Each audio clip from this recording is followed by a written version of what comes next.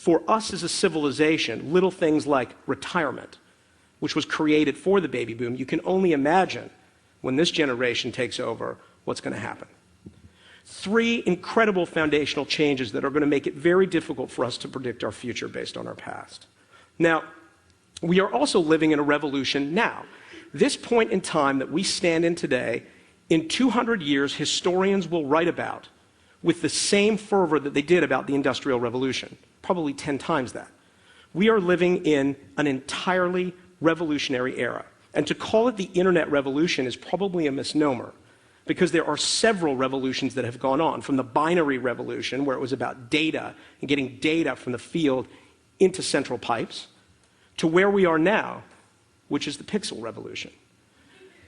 Trying to figure out what to do with that data. And that's why Web 2.0 and the creation of the web and the blogosphere and the microblogosphere are so impressive, because we are turning the data over to humans and letting them figure out what they want to do with it. But there is also an incredible entrepreneurial revolution going on, and something that I think we don't spend enough time acknowledging.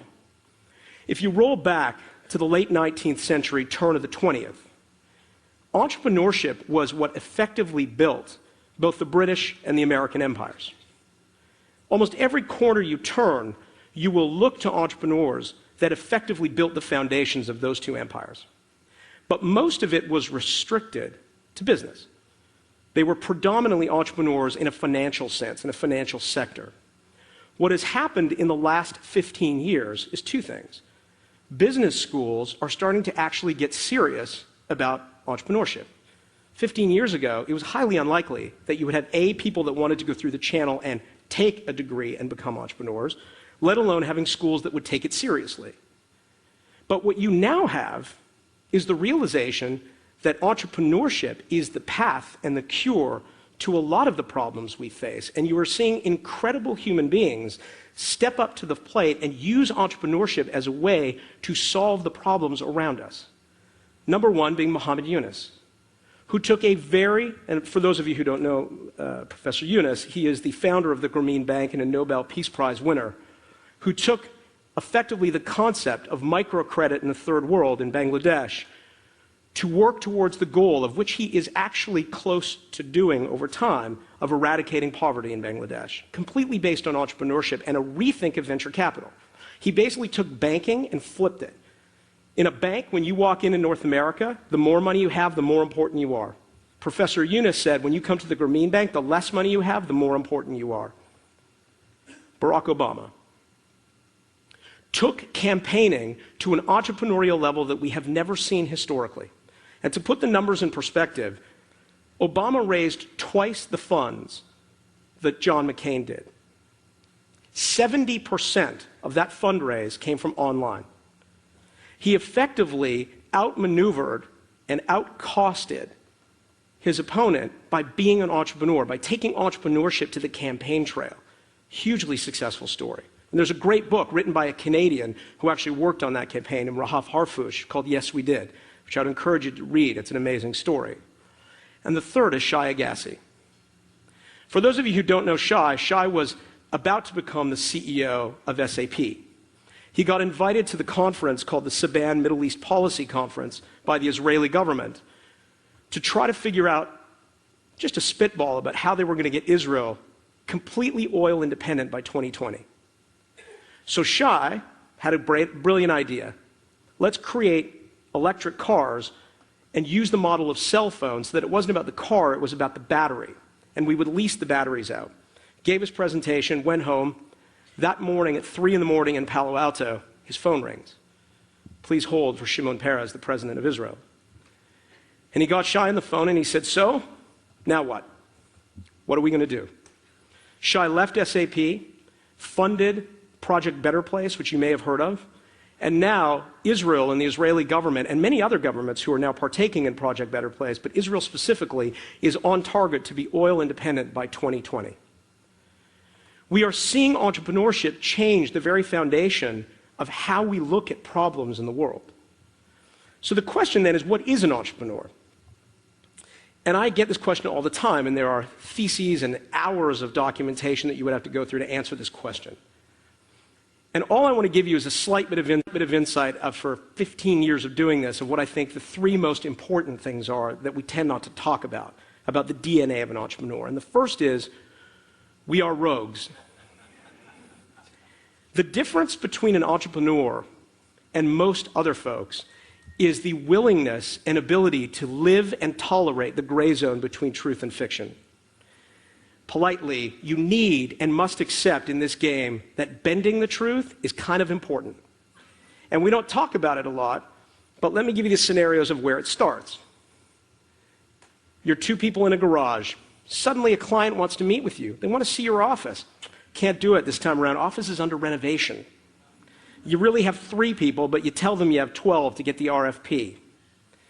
The truth is, most great companies and most great entrepreneurs started with their ability to tolerate living in that gray zone.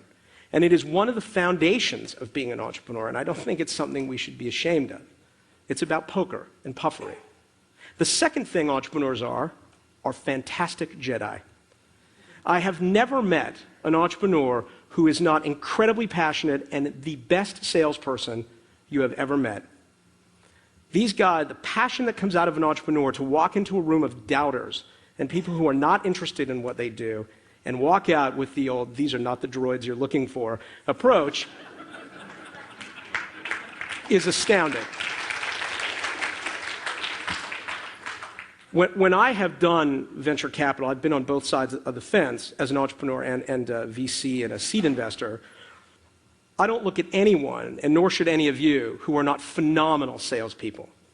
And the third thing about entrepreneurs that's really interesting is they are incredibly illogical. You know, people talk about smart, right? Everyone talks about, I met this kid, he's so smart. Smart is irrelevant.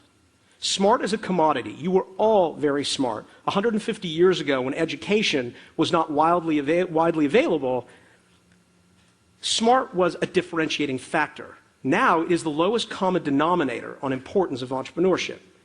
Because much of what you will do as an entrepreneur, smart people wouldn't do. And the great story of that is William Macy, founded Macy's department store. Macy's went bankrupt 7 times. Smart people probably wouldn't have done the 8th. FedEx, this is a classic story. Fred Smith, who founded Federal Express, it was his Project 6 thesis for his MBA program. Got the paper back, the business plan for FedEx, not a single piece of writing on it except the last page, C-, this will never work.